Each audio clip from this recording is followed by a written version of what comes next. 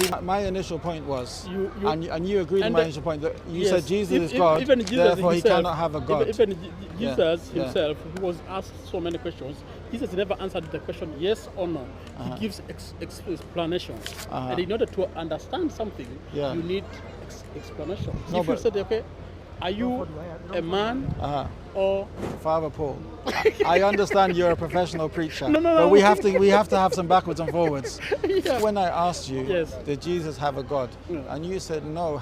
How can God have a God? Yeah. That was my point. Yeah. So when you say Jesus, the man, had a God, Yeah. then at some point when God was on earth, Yeah. he did have a God.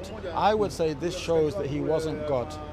Because we only believe in one God. There is no time you will say Yeah.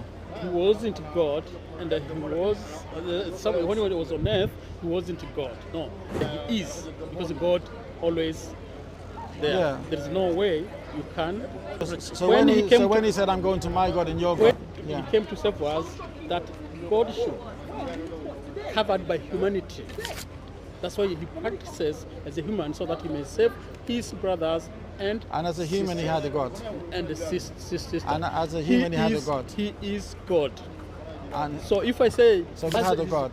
If I say he has a God, that means sometime then God was not in Jesus. I would say what you've done here is you put your later 4th century Christian belief on Jesus, which he never taught.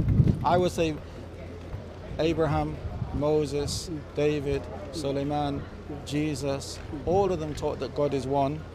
Hear, O Israel, the Lord our God is one Lord. Abraham. Yeah, he didn't believe in the Trinity. Moses didn't believe in the Trinity. Noah didn't believe in the Trinity. Yeah.